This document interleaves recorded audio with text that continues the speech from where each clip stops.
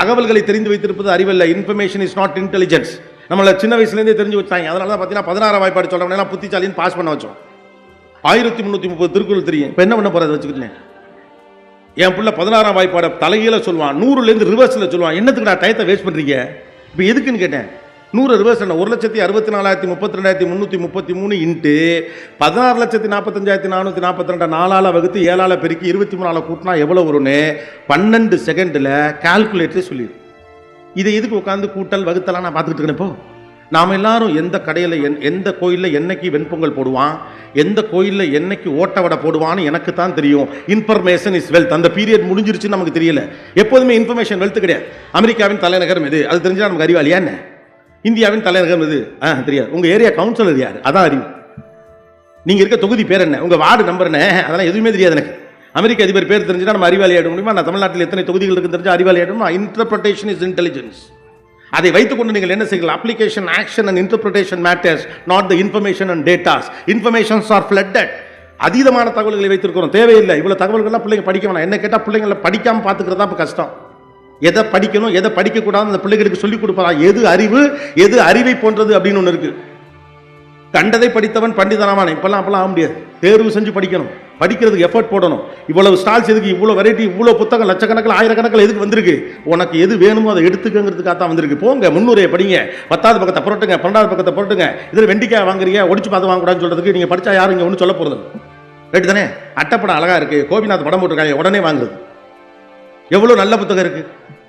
நான் ஒரு பெரிய அரசியல் தலைவரை ஒரு தடவை அவர் வீட்டில் ஒரு லைப்ரரி இருக்குது, அவர்கிட்ட நான் கேட்டேன், இவ்வளோ புக்கு வச்சுருக்கீங்க, இதெல்லாம் நீங்கள் படிச்சிங்களா அப்படின்னு.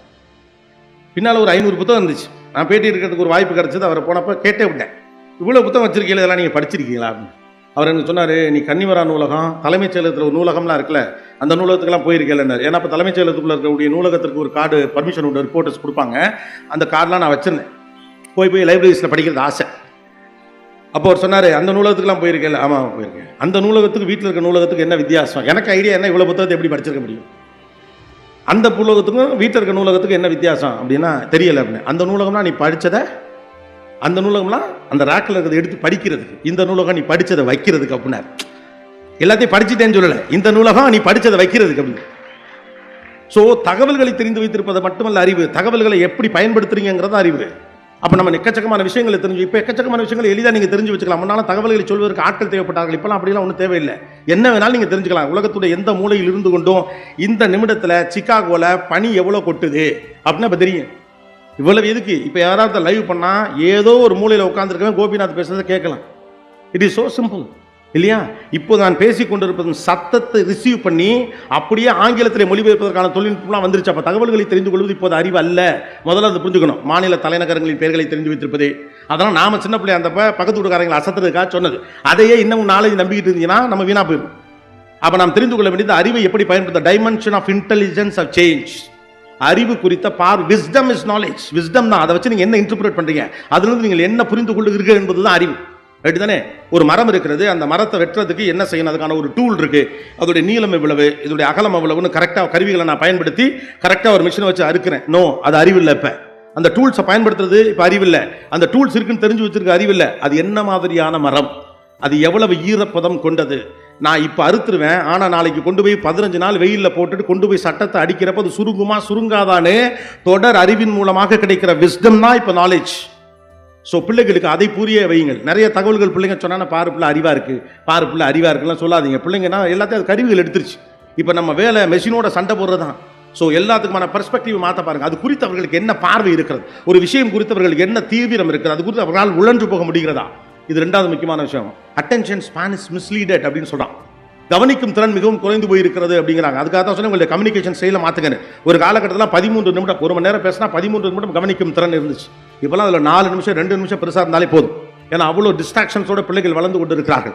அப்போ செம்மைப்படுத்த வேண்டிய பார்வை என்று ஒன்று இருக்குது. அப்புறம் நம்ம பெரியவர்கள் தெரிந்து கொள்ள வேண்டிய மிக முக்கியமான விஷயம் டிஜிட்டல் டயட் அப்படின்னு ஆங்கிலத்தில் ஒரு வார்த்தை சொல்லுவாங்க. அதனால் டிஜிட்டல் டயட், ஜிஎம் டயட் அப்படிலாம் சொல்லுவாங்க. அதாவது உணவு பழக்கத்தை மாற்றினா வெறும் காய்கறியாக திங்கிறது, இல்லை கறி சோறாக திங்கிறது, இல்லை வெறும் சிக்கனாக திங்கிறது, எல்லாத்தையும் எதையும் திங்க மாட்டேன்னு சொல்லிவிட்டு வீட்டில் சொல்லிவிட்டு வெளியில் போய் புடிச்சு எல்லாத்தையும் வாங்குன்னு திங்கிறது. இப்படி பல டயட் நம்ம இருந்திருக்கோம். 10 நாளைக்கு மேலே ஒரு டயட்டும் வந்ததில்லை. நமக்கெல்லாம் டிஜிட்டல் டயட்டை பற்றி ஒரு ஐடியா கிடையாது. ஆனால் டிஜிட்டல் டயல் தான் இன்றைக்கி இருக்கக்கூடிய மிக முக்கியமான விஷயம். வயிற்றுக்குள் போகிற விஷயம் குறித்து எவ்வளவு கனமாக இருக்கிறீர்களோ அதே போல் மூளைக்கும் மனசுக்கும் போகிற விஷயங்கள் குறித்து கவனத்தோடு இருங்கள். நமக்கு அது தெரிகிறதே கிடையாது. உட்காந்துக்கிட்டு அப்படியே இன்சென்சிபிளாக ஸ்க்ரால் பண்ணிக்கிட்டே இருக்கிறோம். மூளை எல்லாத்தையுமே எடுத்துக்கும். ஏதோ தேவைக்காக தான் அதை பார்க்குறான் அப்படின்னு மூளை எல்லாத்தையுமே ப்ராசஸ் பண்ணிட்டு இருக்கோம். மூளை டயர்ட் ஆச்சுன்னா தேவையானது சிந்திக்க முடியாது இல்லையா? தேவையான விஷயம் உள்ளே போகணும்னா தேவையில்லாத விஷயம் முதல்ல வெளியில் வரணும். முதல்ல க்ளீன் பண்ணுங்க, அப்புறமா சேர்க்கலாம். மனசு ஒரு குப்பை தொட்டி. தேவையில்லாத விஷயங்களை நீங்கள் சேர்த்து வச்சிங்கன்னா தேவையான விஷயத்தை வைக்கிறதுக்கு இடமே இருக்காது. நம்ம வார்ட்ரோப்லாம் பாருங்க, திறந்தோடனே புதன்னு துணியெல்லாம் கொட்டுது. என்கிட்ட ட்ரெஸ்ஸே இல்லைம்மாங்க. ஏன்னா எதையுமே நம்ம ஒழுங்குபடுத்தலைன்னு அர்த்தம். அப்போ உலகம் எப்படி போரை நோக்கி போகிற போது நின்று நிதானமாக போர் தேவையே இல்லான்னு யோசிச்சோமோ, உலகமெல்லாம் பணத்தை நோக்கி ஓடிக்கொண்டு இருக்க போது நின்று நிதானமாக யோசிச்சோமோ, அதே போல் இப்போது யோசிக்க வேண்டிய விஷயம் இருக்குது. ரிவர்ஸ் ஒர்க் அப்படின்னு சொல்கிறான். ஜப்பான் போன்ற தொழில்நுட்பத்தில் அதிகமாக வளர்ந்த நாடுகள் என்ன பண்ணுறாங்கன்னா பழமையான விஷயங்களை கையில் பத்திரமா வச்சுக்கிறாங்க. அப்போ ஒரு பேலன்ஸ் கிடைக்கணும். இது கருவிகளுக்கு எதிரான பேச்சு இல்லை. தொழில்நுட்பத்தை நீங்கள் கையில் எடுத்துக்கொள்ள கூடாது. பழைய ஆளாங்க இருக்குன்னு சொல்ல நான் பூமரங்கெல்லாம் கிடையாது. You have to take all the technologies on your hand but on favour of you. உங்களுக்கு சாதகமாக நீங்கள் தொழில்நுட்பத்தை பயன்படுத்துவதற்கான ஒரு பேலன்சிங் மெக்கானிசத்தை கண்டுபிடிக்கும். அதை பிள்ளைகளால் கண்டுபிடிக்க முடியுமான்னு தெரியல. ஏன்னா இந்த தலைமுறைக்கு போன தலைமுறை பாஸ் ஆன் பண்ணப்பட்டதில்லை. இது பெரிய சிக்கலே என்னன்னா நம்ம பசங்களை கோச்சுக்கிறோம். எப்போதுமே ஒரு விஷயம் எப்படி பாஸ் ஆன் பண்ணப்படும்னா தந்தையிடமிருந்து பிள்ளைக்கு பாஸ் ஆன் பண்ணப்படும். அவரிடமிருந்து பெறப்பட்ட ஒரு அறிவு பிள்ளைக்கு கடத்தப்படும். கடத்தப்படுகிற போது அந்த அறிவை எதற்கு பயன்படுத்த வேண்டும் என்றும் சொல்லி தரப்படும். தம்பி கத்தி இருக்கு, ஆனால் அது அடுத்தவனை குத்துறதுக்கு கிடையாது. தம்பி வேட்டக்காரன் கத்திக்கும் தோட்டக்காரன் கத்திக்கும் வித்தியாசம் இருக்கு. வேட்டக்காரன் வெட்டுனானா செத்து போயிடும், தோட்டக்காரன் வெட்டுனானா மறுபடி வளரும். அப்ப நீ ஒரு தோட்டக்காரனா இருக்கணும்னு சேர்ந்து ஒரு பேக்கேஜ். தந்தையிடமிருந்து அறிவு கடத்தப்படுகிற போது முந்தைய தலைமுறையிடமிருந்து ஒரு அறிவோ தகவலோ கடத்தப்படுகிற போது அதோடைய கான்சிகுலேட்டிவ் எஃபெக்டையும் சேர்த்தே தான் சொல்லுவாங்க. தம்பி இதை இதற்கு பயன்படுத்திடக்கூடாது, இந்த விஷயத்தை நீ இதற்கு பயன்படுத்திடக்கூடாது. நீ கராத்தை தெரிஞ்சு வச்சிருக்க அப்படின்னா பூராப்பாலே போட்டு அடிக்கக்கூடாது அப்படிலாம் ஆசான் சொல்லுவார். ஆபத்து வருகிற போது மட்டும்தான் இதை நீ பயன்படுத்தணும். உனக்கு தெரியுதுக்கான எளியவனை வதம் செய்வதற்கு இதை நீ பயன்படுத்தக்கூடாது. உன்னை விட பலசாலி இல்லாத ஒருவனை அடிப்பதற்காக இந்த ஆயுதத்தை நீ கையில் தூக்கக்கூடாதுன்னு ஆயுதத்தை கொடுக்கும் போதே அதோடைய நன்னறியை சேர்த்து சொன்ன. அன்பார்ச்சுனேட்லி இந்த ஜெனரேஷனுக்கு இது நம்ம பாஸ் ஆன் பண்ண விஷயம் இல்லை, இது உலகம் பாஸ் ஆன் பண்ண விஷயம். அப்போ இதோட சேர்த்த நன்னறிகள் யாரும் கொடுக்கவே இல்லை. ஒரு டெக்னாலஜி எப்படி ஹேண்டில் பண்ண, நான் ஹேண்டில் பண்ண டெக்னாலஜி என் பிள்ளைக்கு நான் கடத்தலை. நான் யூஸ் பண்ணிக்கிட்டு இருந்த கம்ப்யூட்டர் என் பையன் யூஸ் பண்ணலை. இன்னும் சொல்ல போனால் நம்ம யூஸ் பண்ண கம்ப்யூட்டரை பார்த்தாங்கன்னா இவங்களாம் சிரிச்சிருவாங்க. ஏன்டா கம்ப்யூட்டர் இத்த பெருசாடா இருக்கும் அப்படின்னு. இவன் பார்க்குற கம்ப்யூட்டர் போல தான் இருக்குது. அதுக்கு ஒரு பெரிய டேபிள் வேணும், இத்தத்தண்டி டேபிள். நான் உலகத்தின் முதல் கம்ப்யூட்டரை கனடாவில் வச்சிருந்தாங்க. ஒரு இடத்துல போய் பார்த்தேன், ஒரு ரூமில் வச்சிருந்தாங்க. இத்தத்தண்டி ரூம், அது ஒரு கம்ப்யூட்டர் வச்சிருந்தாங்க. அதுக்குள்ள ஒரு 6 பெரிய பீரோ வாங்கிச்சால என்னடான்னு கேட்டால் சிபியூக்கான மதர் போனா. இப்போ 1 GB என் ஃபோனில் 1 TB இருக்குது. 1 TB உலகத்தையே வாரி சுருட்டி உள்ளே வச்சுக்கலாம். 1 TB ஃபோன் இருக்கு இன்னைக்கு. அவன் 1 GBக்கு ஒரு பீரோ வச்சிருக்கான், 10 GBக்கு 10 பீரோ வச்சிருக்கான். கம்ப்யூட்டருக்கு போல ஒரு 25 ஐட்டத்தை காட்டுறாங்க. டேய் நாங்கள் ஒரு கம்ப்யூட்டர் சென்டர் நடத்துகிற இடம்டா இது அப்படின்னு. முதல் கம்ப்யூட்டர் அப்படி தான் இருந்திருக்கு. அப்போ கருவிகள் அடுத்த கட்டத்தை நோக்கி நகர்ந்து கொண்டிருக்கும் போது நன்னறிகளை சேர்த்து கூட கொண்டு வருவது இல்லை. அப்போ பெரிய சேலஞ்ச் என்னன்னா இந்த இடைப்பட்ட காலத்தில் இருக்கக்கூடிய இந்த சிக்கலை எப்படி இட்டு நிரப்புவது என்பது தான் சிக்கல். ஒரு டெக்னாலஜி வரும்போது அது ஒரு பேக்கேஜோடு வரும். ஒரு வீடியோவை நீங்கள் பார்ப்பீங்கன்னா நல்ல வீடியோவையும் பார்க்கலாம், கெட்ட வீடியோவையும் பார்க்கலாம். ஃபில்ட்ரேஷனை நமக்கு சொல்ல தெரியல. நான் கடத்தின டெக்னாலஜி இல்லை இது, சரிதானே? நான் வாய்ப்பாடு கடத்தினேன், நான் திருக்குறள் கடத்தினேன், மொழி கடத்தினேன், பண்பாடு கடத்தினேன், தொழில்நுட்பத்தை நான் கடத்தலை. அப்போ அதுக்கான நன்னறிகளை பிள்ளைகளே கற்றுக்கொள்ள வேண்டிய இடத்துல இருக்கிறார்கள். They have to fix some nuances or rules and regulations for them. இப்போ நடந்துட்டு இருக்க சண்டை அதுதான். நமக்கு சொல்ல தெரியும். அதுக்கான நன்னறிகள் நம்மளால் கடத்த முடியாதனால ஒரே வார்த்தையில் சொல்லிடுறோம், போனை நோண்டாத. அவன் எதுக்கு எடுத்தாலும் போனை நோண்டாத. முதல்ல நீங்கள் ஃபோனை நோண்டாதீங்க. பிள்ளைகள் நீங்கள் எதை செய்கிறீங்களோ அதை அவங்க கன்ஃபார்மாக செய்வாங்க. வீட்டில் இரட்டை விதிகள்லாம் வைக்கவே முடியாது. எல்லாருக்கும் ஒரு விதி தான். தந்தை இரவு 11 மணி வரைக்கும் விழித்திருக்கிற வீடுகளில் பிள்ளையும் 11 மணி வரைக்கும் முடிச்சிருக்கும். தந்தை பாரதியார் புத்தகம் படித்தார்னா பிள்ளை பாரதிதாசன் புத்தகம் படிப்பான். தந்தை நியூஸ் பேப்பர் படித்தார்னா பிள்ளை புத்தகம் படிப்பான். தந்தை தவறு செய்தால் பிள்ளை தவறு செய்வான். அதுக்காக எல்லா வீட்டிலும் இப்படி இருக்காங்க நான் சொல்லவில்லை. ஆனால் இரட்டை விதிகள் என்பதெல்லாம் இனிமேல் ஒப்பிக்கா. எங்கள் அப்பாலாம் அப்படி இல்லை, நாங்களாம் பயப்படும். அது உங்கள் தலையெழுத்து. நாங்கள் என்ன பண்ணேன்? நாங்களாம் எங்கள் அப்பா முன்னால் நின்னே பேச மாட்டோம். அது உங்கள் ப்ராப்ளம், எங்களுக்கு அது ப்ராப்ளம் இல்லை. நாங்களாம் அந்த அளவுக்கு நிற்க வச்சு நாங்கள் உட்காந்து பேசுவோம். அப்படி எல்லாம் மாறி இருக்கு. அப்போ you need to understand the reality instead of cursing them. அவர்களை குறை சொல்வதை விட்டுவிட்டு அவர்களுக்கு இருக்கக்கூடிய இடைப்பட்ட சிக்கலை நீங்கள் புரிந்து கொள்ள வேண்டும். அவர்கள் கையாண்டு கொண்டிருக்கக்கூடிய தொழில்நுட்பம் என்பது முழுக்க அறிவியலால் தரப்பட்டது, நாம் கடத்தி ஒன்று அல்ல. அப்போ அதை ஒட்டிய பேக்கேஜஸ் இருக்குல்ல, அதை நம்ம அவர்களுக்கு கொடுக்கணும். அதுக்கு தான் சொல்ல ரிவர்ஸ் ரோல் எடுங்க அப்படின்னு சொல்கிறோம். அதுதான் ஜப்பானை ஒரு தொழில்நுட்பத்தில் பெரிய அளவுக்கு வளர்ந்துக்கூடிய நாடு. ஒரு பக்கம் நம்ம டிஜிட்டல் முன்னால் ஃபோட்டோ அப்படி எடுப்பாங்க, ஞாபகம் இருக்கா? ஒரு நல்ல ஃபோட்டோ எடுப்பாங்க, ஏன்னா ஃபிலிம் ரோல் எல்லாரும் ஃபிலிம் போயிடும். ஒரு நல்ல ஃபோட்டோ எடுப்பாங்க, எல்லாரும் சேர்ந்து நின்னுங்க அப்படிமா, அந்த இடத்த கவனிப்பான், பின்னால் ரோஸ் வருதா இல்லையான்னு பார்ப்பாங்க, எடுங்க அப்படிமா. இப்போ 20 ஃபோட்டோ இடத்துல ஒரு நல்ல ஃபோட்டோ எடுத்துக்கிறாங்க, கிளிக்கிங் அடிச்சு தர்றாங்க. அன்றைக்கெல்லாம் ஒருத்தர் எடுத்துக்கிட்டு இருக்காரு, நான் போயிட்டு அவர் எடுத்துக்கிட்டு இருக்கேன். சார் ஒரே ஒரு ஃபோட்டோங்கிறாங்க. ஆனால் நிற்க வச்சு கிளிக் எல்லாத்தையும் அடிச்சு என்ன எக்ஸ்ரேவாக எடுக்கிறாங்க. நன்றி தம்பி அப்படின்னு நான் போயிட்டேன். அவர் எடுத்துக்கிட்டே இருக்காப்ல, நான் இருக்கேன்னு நினச்சி ஏதோ ஒன்று அவன் புறமண்டையாவது தெரியட்டும் அப்படின்ட்டு இப்படியெல்லாம் எடுக்கிறாங்களே. எதுக்குன்னு கோபிநாத்தின் மூக்கு என்னதுக்கு? எய்ம்லெஸ். கிடைச்சா போதும். பெர்ஃபெக்ஷனை பற்றி கவலையே கிடையாது. இப்போ ஏன்னா there are choices. என்னால் 10ல் ஒன்றை சிறந்ததாக தேட முடியும். அப்போ ஜப்பான் என்ன பண்ண ஆரம்பிச்சாங்க அப்படின்னு கேட்டால் ரிவர்ஸ் ரோல் எடுத்தாங்க. இன்னமும் ஃபிலிம் கேமராவை பயன்படுத்தி ஃபோட்டோ எடுக்கிற பழக்கத்தை அவர்கள் பத்திரமாக வைத்திருக்கிறார்கள். வேகமாக ஓடுகிற போது ஸ்லோவாக பேலன்ஸ் பண்ணுங்க அப்படின்ட்டு. இன்னமும் கிராமஃபோன் கரெக்டாக எடுத்து அந்த நூலில் வைக்கணும். அடிக்கியான்னு கத்தது கரெக்டாக தூக்கி இங்கே வைக்கணும். இப்போ ஒரு பிளேலிஸ்ட் 1000 பாட்டு இருக்கு, எந்த பாட்டுமே நல்லா இல்லை. ஏன்னா எது நல்லா இருக்குன்னு நமக்கு தெரியல, எது பிடிச்சிருக்குன்னு. கொடுப்பதை சுவீகரிக்கும் இடத்துல இருக்கிறோம். Consumer is the most toxic thing. அது எதை பற்றியுமே யோசிக்காது.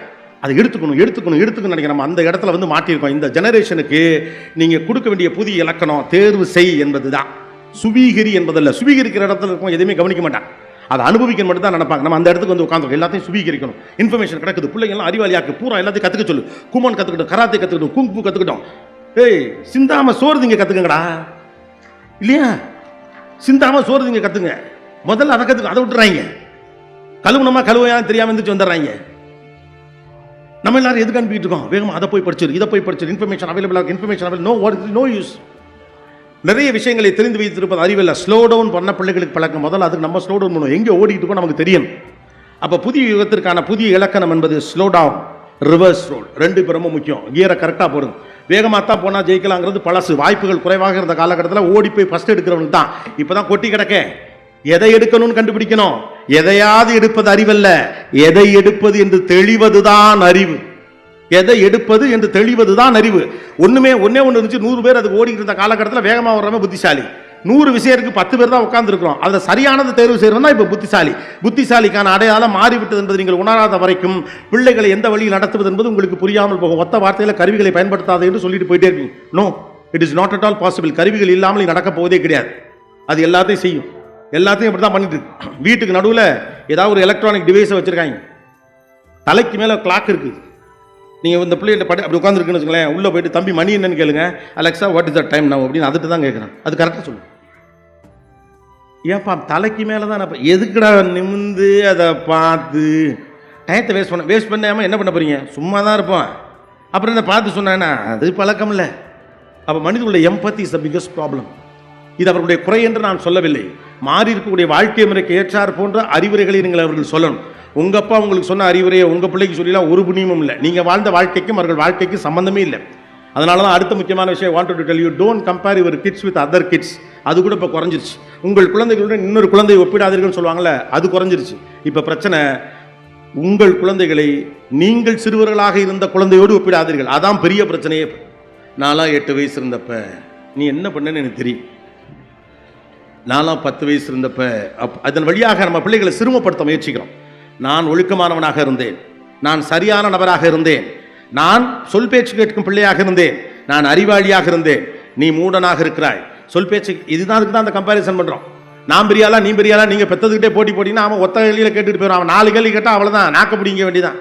அப்போ உங்கள் பிள்ளைகளை உங்களுடைய பால்யத்தோடு ஒப்பிடுவது தான் இருப்பதிலே பெரிய ஆபத்து என்று சொல்லுகிறார்கள். அது உங்களுக்கு உங்கள் பிள்ளைகளுக்கு ஏன் இதை ஒப்பிடுறோம் அப்படின்னு சொன்னால், நான் சிறந்தவன் என்று நிரூபிக்க பார்க்கிறோம். பிள்ளைகளிடம் நீங்கள் சிறந்தவன் என்றெல்லாம் நிரூபிக்க முடியாது. நீங்கள் சிறந்தவராக சிறு வயதில் இருந்தது எனக்கு கணக்கே கிடையாது. நான் பிறந்த பிறகு நீங்கள் எப்படி இருக்கிறீர்கள் என்பது மட்டும்தான் எனக்கு கணக்கு. வாழ்ந்து தான் காட்ட முடியும், நிரூபிக்கலாம் முடியாது. நான் 7ஆம் கிளாஸ் படிக்கல, எங்கள் டீச்சர் பார்த்தா என்னை ரொம்ப விரும்புவாங்க. நான் ப்ளூ கிளாஸ் சொல்ல, நான் ப்ளூ குரூப்போட லீடராக இருந்தேன், நான் பேஸ்கெட் பால் பிளேயர், நான் டென்னிஸ் பிளேயர். ப்ரூஃபு 10ஆம் கிளாஸ் சர்டிஃபிகேட் எரிஞ்சு போச்சு, 12th சர்டிஃபிகேட் காணா போச்சு. 650 மார்க் எடுத்து பாஸ் பார்டரில் சொல்கிறலாம் 1100 சொச்சம் எடுத்தேன். அது பிடிக்காம தான் ப்ளூ கலர் கையிலே கட்டி வீட்டில் அலைஞ்சிக்கிட்டு இருக்கேன். Don't compare your kids with your own days. அப்படிங்க பண்ண பிள்ளைங்களுக்கு உங்கள் மேலே ஒரு எதிர்வினை ஆற்றும் எண்ணம் தான் வரும். நான் என் தந்தை விட சிறந்தவனா இல்லையா என்கிற ஒரு சிக்கல் வரும். பிள்ளைகளுக்கு அறிவு போதிப்பதோடு எம்பத்தியை போதிங்க, அவன் தான் அடுத்து ஜெயிப்பான் அப்படிங்கிறான். சமீப காலமாக ஆர்டிஃபிஷியல் இன்டெலிஜென்ஸ் அந்த சம்பந்தப்பட்ட சிலரோடு பேசுவதற்கும் பேட்டி எடுப்பதற்குமான வாய்ப்பு கிடைத்த போது அவர்கள் சொன்னது ஒன்று தான்.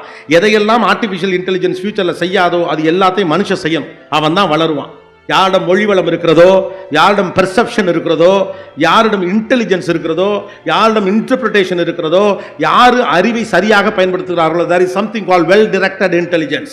சரியான திசையில் செலுத்தப்படும் அறிவு. அடுத்த பாயிண்ட் அதுதான், சரியான திசையில் செலுத்தப்படும் அறிவு. அதென்ன சரியான திசையில் செலுத்தப்படும் அறிவு? அறிவு இருக்கவெல்லாம் ஜெயிச்சிருக்கணும்ல, ஏன் எல்லாரும் ஜெயிக்கல? சோதிச்சு பாருங்க. அறிவு இருக்கவெல்லாம் ஜெயிச்சிருக்கணும்ல, ஏன் எல்லாரும் ஜெயிக்கல? சிலர் ஜெயிக்கிறான். தெரிந்தோ தெரியாமலோ அவர்கள் தங்களுடைய அறிவை சரியான திசையில் செலுத்திருக்கிறாங்க. உலகத்திலே பயனற்றது அறிவு தான் என்ன பொறுத்த வரைக்கும். அதை சரியா நீங்க பயன்படுத்தலைன்னா, அறிவு இருக்கக்கூடிய ஒருத்தன் அதை சரியா பயன்படுத்தாம போறானா ஊர்ல இருக்க எல்லா வேலையும் பிச்சு தின்னுடுவான். இந்த ஊர் முழுக்க முட்டா போல்வேன். ஒருத்தனுக்கு என்ன புரியல, இந்த உலகம் எனக்கு எதிராக நிற்கிறது, நான் எவ்வளவு பெரிய அறிவாளி, என்ன யாரும் புரிந்து கொள்ளவில்லை, அதெல்லாம் நீங்க தான் புரிய வைக்கணும்.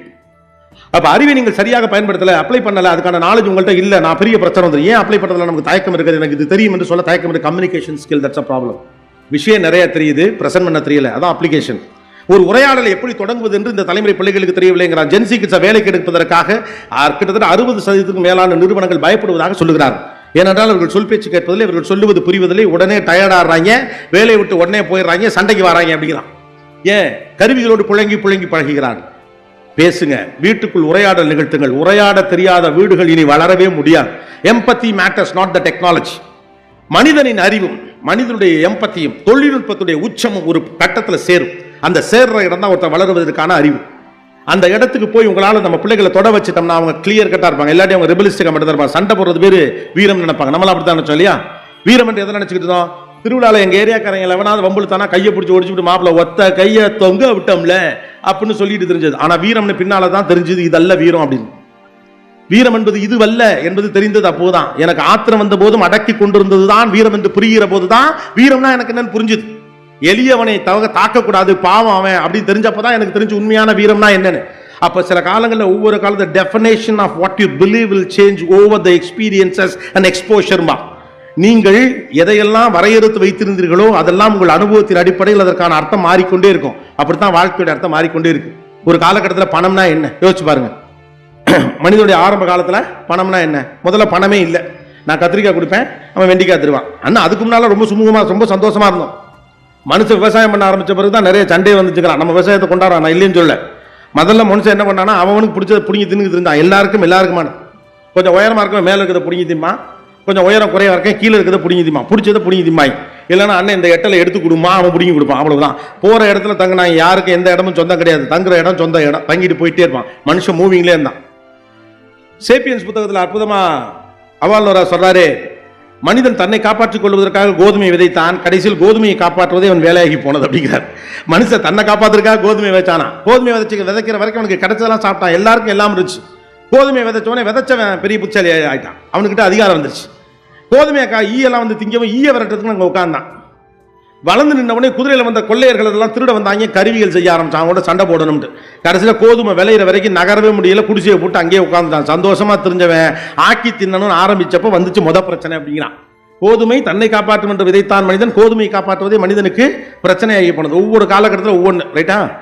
அப்படி விதைச்சா வளர்ந்தோம் போனால் ஒரு இடத்துல காசுன்னு ஒன்று வந்துச்சு. காலனா கொடுத்தா கத்திரிக்காய், அரையனா கொடுத்தா முருங்கைக்கான்னு ஏதோ ஒன்று நடந்துச்சு. அப்போ அதற்குடைய பேர் எனக்கு தேவைப்படக்கூடிய ஒன்றை நான் வாங்குவதற்கான பயனை தருவதன் பேர் பணம். That is the meaning of money on those days. அடுத்த கட்டம் என்ன பார்த்தானுங்க, காசு இருந்தால் பொருள் வாங்கலாம் போல இருக்கு. இப்போ காசை கொஞ்சம் சேர்ப்போம் அப்படின்னு நினைச்சான். காசை சேர்த்தா நம்ம எப்போ வேணாலும் பொருள் வாங்கிக்கலாம். உழைச்சி காசு வாங்கி போய் பொருள் சேர்ப்பதற்கு பதிலாக காசை சேர்த்து வச்சோம்னா நம்ம இருக்கலாம், பாதுகாப்பாக இருக்கலாம். அப்போ meaning of money is safety. இரண்டாவது தலைவர் என்ன பண்ணுச்சு, பணத்துடைய நோக்கம் என்பது பாதுகாப்பு. பணம் என்பது பாதுகாப்பின் குறியீடு என்று மனிதன் நம்பினான். அடுத்த கட்டத்தில் பார்த்தான், பணம் வச்சிருக்கவனுக்கு தாண்டா மரியாதை இருக்கு. நிறைய பணம் இருக்கிற போது ஐயா வணக்கம் அப்படிங்கிறாங்க, மற்றவெல்லாம் மதிக்க மாட்டேங்கிறான். நமக்கு எலும்பு துண்டை குறைச்சி விட்டாங்க, கறியில் குழம்பு மட்டும் காட்டிட்டாங்க, கரண்டியை காட்டிட்டு போயிட்டாங்க. இப்போ பணம் இருந்தால் அவன் மதிப்பான். பணம் தான் அதிகாரம் அப்படின்னு நம்பினான். அடுத்த தலைமுறையில் பணம் என்பது அதிகாரமாக மாறியது. பணம் என்பது அதிகாரமாக மாறியது. அப்பதான் யோசிச்சான், அதிகாரம் மட்டும் இருந்தா பத்தாது, அடுத்த தலைமுறையும் அதிகாரத்தோடு இருக்க வேண்டும் அப்படின்னா. நான் மட்டும் சம்பாரிச்சு ஆளாகி பெரிய ஊருக்குள்ள பெருசா இருந்துட்டா பத்தாது, எனக்கு வரப்போற பிள்ளைகளும் அதிகாரத்தோடு இருக்கணும். அவங்களுக்கு நான் சேர்க்கணும். ஒரு வீடு இல்லை 2 வீடு வாங்க, ஒரு தோப்பு இல்லை 2 தோப்பு வாங்க, ஒரு கார் இல்லை 2 காரு வாங்க, ஊர்ல எல்லாம் இடம் வாங்கி போடு, எல்லாம் பண்ணு. அப்ப அடுத்த தலைமுறைக்கு என்ன பண்ணுச்சு, அதிகார பகிர்வுனாச்சு. பணத்துடைய நோக்கம் அதிகார பகிர்வு. அந்த கட்டத்தில் தான் நம்மளுக்கெல்லாம் அப்பா கட்டின வீடு வந்துச்சு. இப்போ இருக்க பசங்களுக்கு இந்த ஜெனரேஷன்ட்ட பணம்னா என்னன்னு கேளுங்க. ஜஸ்ட் 1000 rupeesமா அப்படிங்கிறான். இவருக்கு ஈரக்கொலையெல்லாம் நடுங்குது. டே 1000 ரூபாடா, 1000 ரூபா இல்லப்பா 1000 ரூபா, 5000 தோலை தூக்காதங்கிறாங்க. இந்த ஜெனரேஷனுக்கு மணி இஸ் ஜஸ்ட் ஃபன், அவ்வளவுதான். வாழ்க்கை வாழ்வதற்கே இவனுடைய கணக்கே அவ்வளவு மட்டும்தான். Money is fun. ஏன்னா அவங்க பயம் இல்லை. நம்மள மாதிரி நாளைக்கு காலையில் என்ன ஆகுங்கிற நடுக்கம்லாம் இல்லை. வளர்ந்த தேசத்தின் பிரஜைகள் அவர்கள். கொடி கட்டி அப்படி காய போட்டிருக்கு வாய்ப்பு, என்ன வேணாலும் எனக்கு வேணுங்கிறத நான் பிடிச்சி எடுத்துப்பேன், ஐ மை மீ, எனக்கு பிடிச்சது வேணும். அவனுக்கு பயம் இல்லை. நம்ம நினைக்கிறோம் அதை தாந்தோண்டித்தனம்னு நினைக்கிறோம். அது ஒரு நம்பிக்கையின் இன்னொரு குறியீடு தான். அவன் நமக்கு வாய்ப்புகள் இல்லாத காலகட்டத்தில் பத்திரமா வச்சுக்கணும்னு நினைச்சா அவனுக்கு என்ன, நாளைக்கு காலை போனால் அவன் செய்கிறான். ஒரு மாதம் முழுக்க வேலை பார்த்து 1 லட்ச ரூபா பணம் சம்பாரிச்சு 2 லட்ச ரூபாய்க்கு பார்ட்டி வைக்கிறாங்க. இங்கிட்ட அப்படியே அவன் குடும்பமே கொண்டு போயிட்டு குலசாமிட்டு அழுகுது, ஐயோ இப்படி ஃபுல்லாக உருப்படாமல் போச்சேன். அவன் அடுத்த மாதம் 2 லட்ச ரூபா சம்பாரிச்சிருவான். அவரை பொறுத்த வரைக்கும் மணி இஸ் ஃபன்.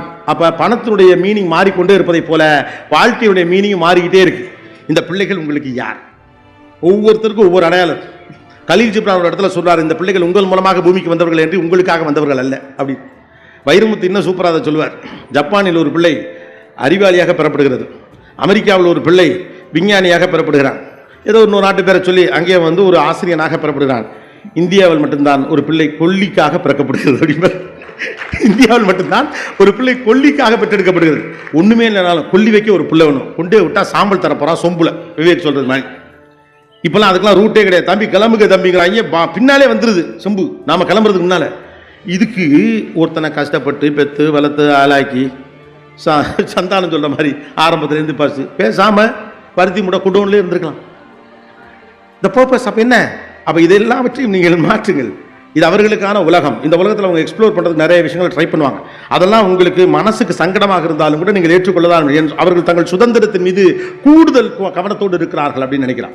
எந்த சின்ன சிராய்ப்பும் எனக்கு வந்து விடக்கூடாது என்றால் ரொம்ப ஃப்ரெஜைலாக இருக்கிறார்கள் இந்த தலைமுறை பிள்ளைகள். காரணம், அவர்களுக்கு எதிர்ப்பு நிலை கிடையாது, வாழ்வியல் கூறுகள் இல்லை. அவர்கள் புழங்குகிற கருவிகள் அவர்களை எதிர்ப்பது கிடையாது. அவர்கள் எதையெல்லாம் பெரிது நினைக்கிறார்கள் அவை அனைத்தும் அவர்களுடைய சொல் பேச்சு கேட்கின்றன. அலெக்சா பிளே தி சாங் என்றால் அலெக்சா கேட்கிறது. அலெக்சா யாருன்னு இவனுக்கு தெரியாது, அலெக்சாக்கு இவனுக்கு தெரியாது. சிரி கால் ராமகிருஷ்ணன் அப்படின்னா சிரி நேராக ராமகிருஷ்ணன் கால் பண்ணும். 3 ராமகிருஷ்ணன் கால் பண்ணிச்சுன்னா is it A Ramakrishnan or B Ramakrishnan or C Ramakrishnan, அது உங்களை கேட்கும். அதை விட அது எந்த அளவுக்கு புச்சாலி ஆயிடுச்சுன்னா, இந்த சிரி ஆப்பிள் இருக்குல்ல சிரி, அது சிரின்னு சொல்றதுல நம்மளால கொஞ்சம் தடுமாறி ஸ்ரீன்னு சொல்றாங்க. இப்போ ஸ்ரீன்னு சொன்னாலும் அது கேட்குது, அதையும் கண்டுபிடிச்சிச்சு. இவங்களை வாயில வராது உள்ள இருக்கு. அன்னைக்கு ஒருத்தர் ஸ்ரீ காலுங்கிறாரு, என்னங்க ஸ்ரீன்னு சொல்றான் கேட்குதுன்னு பார்த்தா, இல்லையா அது பேர் சிரியா, நான் ஸ்ரீன்னு அப்பையிலேருந்தே கூப்பிடுறேன் அப்படிங்கிறாப்ல. அவர் அது பேரே ஸ்ரீனே நினச்சிக்கிட்டே இருந்திருக்காப்ல. என் பொண்டாட்டி பேரும் அது பேரும் ஒன்றுன்னு ரொம்ப சந்தோஷமா இருந்தேன், அது பேர் ஸ்ரீ இல்லையா சிரியா அப்படிங்கிறார்.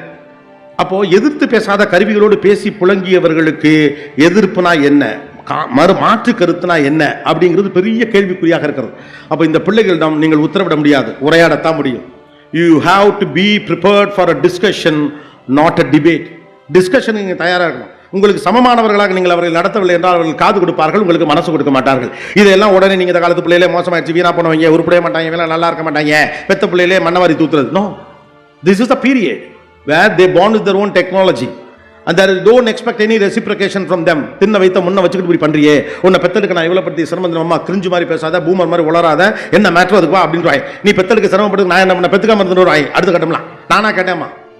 அப்போ முன்னாலாம் இது மாதிரி அம்மா சொன்னா உடனே சரிம்மா இட்லிக்கு முட்ல மலாப்படியே வைமா, தின்னு தொலைறேன்னு தின்றுவாங்க. முன்னாலாம் அம்மாக்கெல்லாம் சட்னி செய்யலைன்னா கூட அதுக்கு இந்த டைலாக் சொல்லுவாங்க, உன்னை பெத்தெடுக்க எவ்வளவு சிரமப்பட்டு தெரியுமா, ஏமா 2 இட்லிக்கெல்லாமா பெத்தெடுக்கிற மேட்டர் எடுக்கிறது. அப்போ conversations with emotions one walk, conversations with sensibility walks. பிள்ளைகளை உரையாட எழுங்க, அதுக்கான வாய்ப்புகளை உருவாக்குங்க. ஒரு ஃப்ரெண்ட்லியான ஒரு நெருக்கமான நபராக நீங்கள் மாறலைன்னா பிள்ளைகளுக்கு எம்பத்தி கிடைக்காது. அவர்கள் மனிதர்களிடம் அதை எதிர்பார்ப்பாங்க. தான் ஃப்ரெண்ட்ஸ் ஆஃப் கன்வீனியன்ஸ் வந்துட்டான். உங்கள் தலைமுறையிலாம் பிள்ளைங்க நம்ம குரூப்ல ஒரு கேரக்டர் இருந்துட்டே இருப்பான், அவன் டெவில் சர்டிஃபிகேட் அவனை சொல்லுவாங்க. நாம தவறு செய்யறோம்னா அவன் ஒருத்தர் சண்டை போட்டுக்கிட்டே இருப்பான், மாப்பிள்ள இது தப்பு, மாப்பிள்ள செய்யக்கூடாது, மாப்பிள்ள 1000 இருந்தாலும் வாத்தியா சைக்கிள் இருந்து கொஞ்சம் பாடம் சொல்லி கொடுக்குறவர் அறிவில் யாரா அப்படிமா. அதை மீறி அவனுக்கு தெரியாம ஒரு நாள் நம்ம சைக்கிள் இருந்து காத்த பிடிக்கிறோம், அதுக்கப்புறம் திட்டுவான், விடு மாப்பிள்ள மன்னிப்பு கேட்பாங்க. ஆனா அவனை குரூப்பை விட்டு தூக்கவே மாட்டாங்க, அவனை விட்டுட்டு போயிட மாட்டாங்க எங்கேயுமே. இப்பெல்லாம் கவனிச்சு பாருங்க, ஐடியாக்கு அகைன்ஸ்டா ஒரு வாட்ஸ்அப் குரூப்ல ஒருத்தர் தான் அவனை காலி பண்ணி போறாங்க. அவனை மட்டும் ஒத்தையா விட்டு 7 பேர் தனி குரூப்புக்கு வந்துடுறாங்க. 10 பேரால எல்லாரும் சேர்ந்து தொடங்குறாங்க. 3 ஓப்படியா, 2 நாத்தனா, அப்புறம் அத்தை எல்லாம் சேர்ந்து கேர்ள்ஸ் குரூப் அப்படின்னு ஒன்று ஆரம்பித்த 4 நாள் 2 குரூப்பாக மாறும். நாத்தனார்லாம் ஒரு பக்கம், ஓப்படியாலாம் ஒரு பக்கம். ஓ நாத்தனார் தேவலடி, ஏன் நாத்தனார் வீணா போனவோ அப்படின்னு இங்கிட்ட ஆரம்பி. இங்கிட்ட நாத்தனார்ஸ் ஓப்படியாஸ் அப்படின்னு ஒன்று வரும். இதில் 2 மாமியார் சேர இருக்கு. 10வது நாள் 3 குரூப்பாகும். 2 நாத்தனார் தனி ஒரு குரூப், அந்த 2 நாத்தனார் இந்த சிஸ்டர்ஸ், அப்புறம் இந்த ஓப்படியாஸில் 2 இருக்கும். இப்படி பண்ணி கடைசியில் பார்த்தா 20வது நாள் 10 பேரோட ஆரம்பித்த வாட்ஸ்அப் குரூப் 7 இருக்கும். இதில் 7 குரூப்லையும் ஒரே ஒரு கேரக்டர் மட்டும் 7லையும் இருக்கும். அதான் ஸ்பெஷல். அதுதான் அந்த கலகத்துக்கெல்லாம் காரணம். மனிதர்களோடு இணங்கி இருக்க முடியவில்லை. இந்த பிரச்சனை ஆரம்பிச்சு முன்னாலே ஆரம்பிச்சிருச்சு. மனிதர்களோடு இணங்கி இருப்பது. யாரெல்லாம் என்னுடைய கருத்துகளுக்கோ என்னுடைய சிந்தனைகளுக்கோ உடன்படுகிறார்களோ அவர்களோடு மட்டும்தான் நான் இருப்பேன் என்ற இடத்துக்கு நம்ம வந்துட்டோம். அதனால உறவெல்லாம் தொந்தரவுன்னு நினைக்கிறோம். நீ வா, உதவி செய், மொய்யெழுது, கல்யாணத்துக்கு வா, கருத்து கேட்காதங்கிறோம். உறவுக்கெல்லாம் உரிமையே கிடையாது. Revive these things. Human values are much more important than technology today.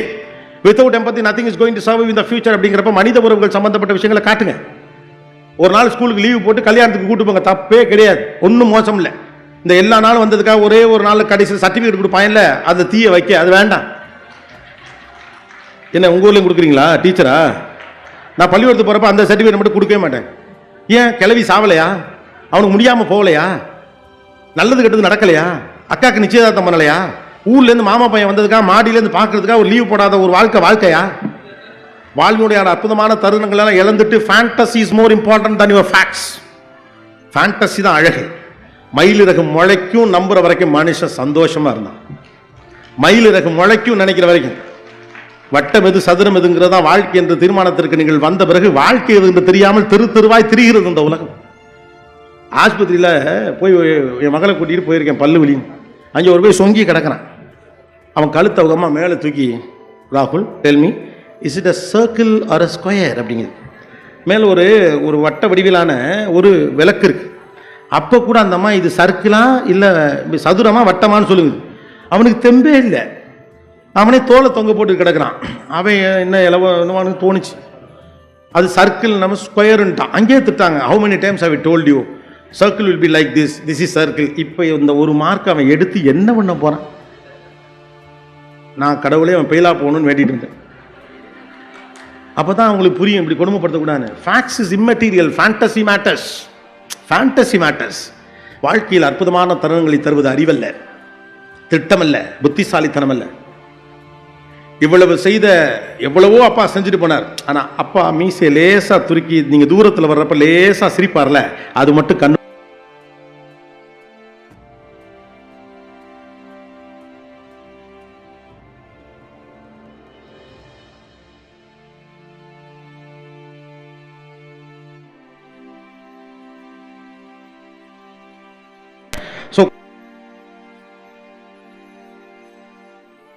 சில விஷயங்களை ஷேர் பண்ணிடுறேன். 4 முக்கியமான விஷயங்கள் புதிய உலகத்துடைய நவீன இலக்கணங்கள் நான் நம்பக்கூடிய 4 விஷயம். Don't plan too much, life has its own plans.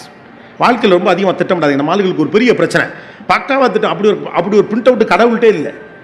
எல்கேஜியில் சேர்த்து இதை படிக்க வச்சு இன்ஜினியர் ஆக்கி அமெரிக்காவில் கொண்டே விட்டு சைலிகான் வழியில் காசு எடுத்து இது பண்ணி அது பண்ணி இதெல்லாம் தெரிஞ்சால் கடவுளே கரெக்ட் பண்ணிடுவாரே. அப்படி ஒரு ப்ளூ பிரிண்ட் நம்மகிட்டே இல்லை. நீங்கள் எப்பொழுது அதிகமாக திட்டமிடுகிறீர்களோ வாழ்க்கை உங்கள் கண் முன்னால் வைத்திருக்கிற வாய்ப்புகளை கவனிக்காமல் போவீர்கள். லைஃப்ல பல அற்புதமான தருணங்கள் திட்டமிட்ட போது நடந்தது கிடையாது. நீங்கள் திட்டமிடாமல் இருந்ததுதான் அற்புதமான தருணங்களை உங்களுக்கு தந்தது. கல்யாணத்தில் மேடையில் ஏறி போஸ்ட் கொடுப்பீங்களா, சில பேர்லாம் சாவு வீட்டில் இருக்க மாதிரி நிற்பாங்க. ஆனால் கேண்டீனில் அந்த பொண்ணு அப்படி கேஷுவலாக அங்கிட்டு சிரிச்சது, அந்த பையனை ரகசியமாக பார்த்தது, இவன் அந்த பொண்ணுகிட்ட கிட்ட போய் பேச போனது, எங்கேயோ பின்பக்க கண்ணாடியில் பார்த்து இப்படி தலையை சொரிஞ்சதுன்னு கேண்டீனில் டக்குன்னு அடிச்சிருப்பாங்க. அதுதான் அந்த ஆல்பம் முழுக்க அழகா. வாழ்வின் அற்புதமான பல தருணங்கள் நீங்கள் திட்டமிட்டு நடந்ததல்ல, திட்டமிடாமல் நடந்தது தான். நாளை காலை பிள்ளை வருகிறான் என்பதற்காக நீங்கள் போய் ரயில்வே ஸ்டேஷன்லேயோ ஏர்போர்ட்லேயோ நிற்கிறப்ப அந்த பிள்ளை முகத்தை பார்த்தோன்னே கிடைக்கிற மகிழ்ச்சியை விட நீங்கள் எதிர்பாராமல் வீட்டில் கைதியை கட்டி நிற்கிறப்ப பின்னாலேருந்து கண் பொத்தி அப்படி கட்டி பிடிக்கிற அமெரிக்காவில் வந்திருக்கிற பிள்ளை தர்ற இமோஷன் இருக்குல்ல, அதான் இமோஷனே. லைஃப்பை ரொம்ப திட்டமிடாதீங்க. வாழ்க்கையை விட நீங்கள் ஒன்றும் அறிவாளெலாம் கிடையாது. வாழ்க்கை திட்டமிடப்படிலாம் நடந்துருன்னா உலகத்தில் எல்லா பேரும் புச்சாலி ஏறுவானே. நீங்கள் தேவையில்லாமல் அதீதமாக திட்டமிட்டு இதை நான் சொல்லணும்னா காலம் வேகமாக மாறுது. முன்னால் மாற்றத்திற்கான இடைவெளி அதிகமாக இருந்துச்சு இல்லையா? அம்பாசிடர் கார்லேருந்து மாருதி கார் வர்ற வரைக்கும் அவ்வளோ காலாச்சு. மாருதி கார்லேருந்து அடுத்த கார் வர வரைக்கும் அவ்வளோ பெருசாச்சு. மாருதி கார் வந்தப்போ வாங்க போனவங்களோட வேடிக்கை பார்க்க போனவங்க தான் கூட. என்னடா சோப்பு டப்பா மாதிரி ஒரு கார். எங்கள் பாட்டிலாம் அது சாகிற வரைக்கும் பார்த்த எல்லா காரையுமே அம்பாசிடர் தான் சொன்னிச்சு. அதெல்லாம் ஒத்துக்கவே முடியல. எல்லாமே அம்பாசிடர் கார் தான். காரணாவே அது அம்பாசிடர் அவங்க நம்பினாங்க. ஆனால் இன்னைக்கு அப்படி இருக்கா? ஒரு ஃபோனை வாங்கிட்டு வெளியில் வந்து மாப்பிள்ளை இந்த ஃபோனை வாங்கிட்டேன், அட ஏன்டா இதை வாங்கினேன், நாளைக்கு வேறு மாடல் வருதுங்கிறான். இது பழசுங்கிறாங்க. அதை விட வைத்திருச்ச 1.5 லட்ச ரூபாய்க்கு வாங்கின போனால் மறுநாள் 60,000 அவனே சொல்கிறான். அவனே பேப்பரில் விளம்பரம் போட்டுறான். அப்போ மாற்ற வேகமாக நடந்து கொண்டிருக்கிறது. வாய்ப்புகள் எப்படியெல்லாம் வரும் நமக்கு தெரியாது. காலம் எப்படியெல்லாம் மாறும் தெரியாது. முந்தானத்து வரைக்கும் நம்ம நம்பிக்கிட்டு இருந்த மேஜிக் இன்னைக்கு மாறிடுது. ஏன்னு பெருசாக சொன்னாங்க. மஹிந்திராவோட சிஇஓட உட்காந்து முந்தானத்து ஒரு இன்டர்வியூ எடுக்கிறேன். அவர் சொல்கிற அவர்கிட்ட பேசுகிறப்ப டெஸ்லா ஒரு ப்ராஜெக்ட் பண்ணிட்டு இருக்கலாம். அது ஏஐயும் இவியும் சேர்த்துட்டான். எலக்ட்ரிக் வெஹிக்கிளோட ஏஐ. இன்ஜின் இருக்காது, டிரைவர் இருக்க மாட்டான். காரில் ஏறி அத்தை வீட்டுக்கு போ அப்படின்னா எந்த அத்தை வீடு? காஞ்சனா அத்தை வீட்டுக்கு போ. அவங்களுக்கு உங்களுக்கு சண்டையாச்சு, இருந்தாலும் பரவாயில்ல போ, சண்டை போட தான் போகிறோம், எல்லாத்தையும் சொல்லிடும். கம்ப்ளீட்லி எல்லாத்தையும் அது சொல்லிடும். அது பழைய டேட்டாலேருந்து எடுக்கும். அத்தைக்கு உங்களுக்கு பிரச்சனையாச்சு இருக்கு தெரியும். அன்னைக்கு ஒரு 2 வார்த்தை பேசணும்னு நினச்சேன், அதை மறந்துட்டேன். இப்போ அதை பேசுறதுக்காக தான் போகிறேன். நேராக அத்தை வீட்டு வாசலில் வண்டி போய் நிற்கும். நான் இருக்கட்டா கிளம்பட்டா செத்தரு அடிச்சாங்கன்னா தப்பிக்கணும், உடனே வந்துடுறேன். உள்ள ஓடி வரல, அங்கேருந்து திட்டுதுன்னு ஓப்பன் த டோர் அப்படின்னு பாஞ்சுனா மறுபடியும் வீட்டில் கொண்டே மாடியில் கொண்டே இறக்கிட்டு வயலுகள்லாம் மாடியில் நேராக பாராசூட்டில் குதிப்பாங்க. எவனுக்கு தெரியும்? அங்கே உட்காந்து எல்லுசாமின்னு ஒருத்தர் நம்மால் தான் அந்த டிசைன் பண்ணுறவர் ஒரு தமிழர். ஏஐயும் ஈவியையும் சேர்த்து டெஸ்லாக்கு கார் பண்ணுற நம்பால். E6 வருதுல இப்போ, அப்படி பார்த்தா அப்படி பந்தாவும் ஒரு காரு, அதை டிசைன் பண்ண ஒரு நாமக்கல் காரு, நம்பால் தமிழர்கள். ரைட்டா? அப்போ ஏஐ ஈவி டெக்னாலஜி வருது. அப்போ டெக்னாலஜி மாறிட்டே இருக்கு, உலகம் மாறிட்டே இருக்கு, நுவான்சஸ் மாறிட்டே இருக்கு, ஐடியா மாறிட்டே இருக்கு, மூட் ஸ்விங் மாறிட்டே இருக்கு, சைக்காலஜி மாறிட்டே இருக்கு, டேஸ்ட் மாறிட்டு இருக்கு, சினிமா மாறிட்டு இருக்கு, மீடியம்ஸ் மாறிட்டு இருக்கு. அப்போ இவ்வளோ மாற்றங்கள் வேகமாக நடக்கிற காலத்தில் அதுக்கான இடங்கள்லாம் கொடுக்காம நீங்கள் வாழ்க்கை அதீதமாக திட்டமிட்டீங்கன்னா லைஃப் ஒர்க் அவுட் ஆகாது. அதனால அப்பாக்களுக்கு தான் இந்த வேண்டுகோள். லைஃப்னா ஒரு பிளான் இருக்கணும். ஒரு மண்ணு வேணாம், பேசிக் பிளான் போதும். நீங்கள் படித்த படிப்பை யோசிச்சுக்கிட்டே மெக்கானிக்கல் இன்ஜினியர் படிக்க வைக்கிறேன், சிவில் இன்ஜினியர் படிக்க வைக்கிறேன், இது படிக்க வைக்கிறேன், அது படிக்க வைக்கிறேன்ட்டு யோசிச்சுக்கிட்டு இன்னும் சேர்ப்பீங்க. 15 வருஷம் கழிச்சு அது என்ன ஆகுதுன்னு எனக்கு தெரியாது. வயலுக்கு ரொம்ப சந்தோஷம், உங்களுக்கு 5 நிமிஷம் இருக்குடி கடைசியா வெயிட் பண்ணுங்க. Don't choose when you are desperate, you will choose the wrong one. இது பசங்களுக்கு. நீங்கள் டெஸ்பரேட்டாக இருக்கப்போ ஒன்று சூஸ் பண்ணாது. ரொம்ப பசியோடு இருக்கப்ப சரியானதை சாப்பிட மாட்டீங்க, பசிக்கு தான் சாப்பிடுவீங்க. நீங்கள் டெஸ்பரேட்டாக இருக்கப்போ ஒன்று சூஸ் பண்ணாதீங்க. லவ் பண்ணியே ஆகணும்னு நினைக்கிறவன் ஏதாவது ஒரு பிரச்சனையை கல்யாணம் பண்ணுவான். லவ் பண்ணியே ஆகணுங்கிறவன் காதல் வர்றப்ப வரட்டும், அதை அனுபவிச்சு என்ஜாய் பண்ணி காதலிக்கிறவன் கரெக்டான ஒரு ஆளை காதலிப்பான். இல்லைன்னா ஒரு பிரச்சனையை கல்யாணம் பண்ணி கூட்டி வந்துவான். Don't choose. ஏன்னா இன்னைக்கு ஆப்ஷன்ஸ் நிறைய இருக்கிறதுனால சொல்றேன். ஒன்று வேணும் வேணும் வேணும் அப்படிலாம் இருக்கணுங்கிற அவசியம்லாம் இல்லை உலகத்தில். நான் காதலுக்கு எதிராக சொல்ல, காதலிங்க சந்தோஷமா இருங்க, நல்லா இருங்க. காதலை கடக்காதவர்கள் யாருமே இல்லை. இதெல்லாம் போங்கு. பிறந்ததுலேருந்து வளர்ந்து காதலிக்காம படிச்சு விட்டு அவன் மாட்டுக்கு ஒரு பொண்ணை கல்யாணம் பண்ணி சந்தோஷமா இருக்கவங்க உலகத்தில் பல பேர் இருக்கான். ஒரு காதலை கடக்காதவர்கள் உலகத்திலே இருக்க முடியாதுன்னா எல்லாரும் நினைக்கிறது. அப்படிலாம் கிடையாது. தோணாத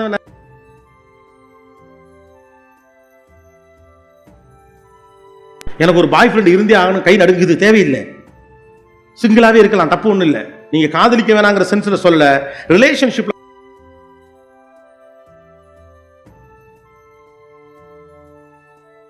செய்து விடுவீர்கள். அதில் கவனமாக இருங்க.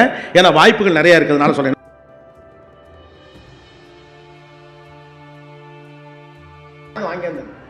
அவுட்டேட்டட் ஃபெயிலியர் மாடல், அவனை விட பெருசா வாங்கணும் கார் அப்படின்னு தான் தோணும்.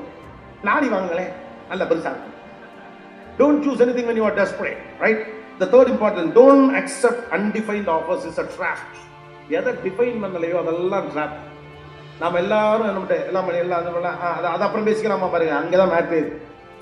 அது அப்புறம் பார்த்துக்கலாம். எது எல்லாம் ஒரு வேலை பேசுறோம், வேலை பிசினஸ் எல்லாம் முடிச்சுட்டு பேமெண்ட் மட்டும் அப்புறம் பேசிக்கலாம். அந்த காசு வராதுன்னு அர்த்தம். when something is undefined it is a trap. ஃப்ரெண்ட்னா ஃப்ரெண்ட், பாய் ஃப்ரெண்ட்னா பாய் ஃப்ரெண்ட், கேர்ள் ஃப்ரெண்ட்னா கேர்ள் ஃப்ரெண்ட், அவ்வளவுதான். அது உங்கள் ஒரு எதுக்கும் புரியாத புதுவிதமான ஒரு அப்படி ஒரு கருமம் இல்லை. அது ஒரு ஆட்டம், எப்போ வேணாலும் வெளில போய்க்கலாங்கிற ஆட்டம். When something is undefined, it is a trap. Whether it is a business or a relationship or anything for that matter, எதுவாக இருந்தாலும் சரிதான், அது தெளிவாக தீர்க்கமாக வரையறுக்கப்பட வேண்டும். ஏன்னா அந்த வரையறுத்தல் இல்லை, நான் வாழ்க்கை முழுக்க எதுவுமே கையில் நீங்கள் உறுதியாக பற்றி கொள்ள முடியாது. உறவில் வரையறை இருக்கிறோம். டெஃபினேஷன் தான் வச்சான், இலக்கணங்களுக்கு தான் வச்சான். எவ்ரி இங்க உங்களுக்கு சொல்லப்பட்டாலும், உங்களுக்கு நேரடியாக சொல்லப்படாவிட்டாலும் கூட இங்க உறவுகளே வரையறுக்கப்பட்டுதான். நீங்க கவனிச்சிருக்கா? அப்படி ஒரு பியூட்டிஃபுல்லான சிஸ்டம் தமிழ் சொசைட்டி வச்சிருக்கு. ஒவ்வொன்றுக்கும் ஒரு உறவை வரையறுத்திருக்கான். குறும்புக்கு பார்ட்னர் டைம் மாமங்காரன் தான், சித்தப்பா வரமாட்டார். செகண்ட் ஷோ சினிமாவுக்கு போகணும்னு சொன்னா சித்தப்பா செவிலே விடுவான், அழுதுகிட்டே மாமாட்டப்பட அவன் கிடக்கடா கிருக்கு போய் மாப்பிள்ள வான் சைக்கிள் கூட்டு போயிறாரு.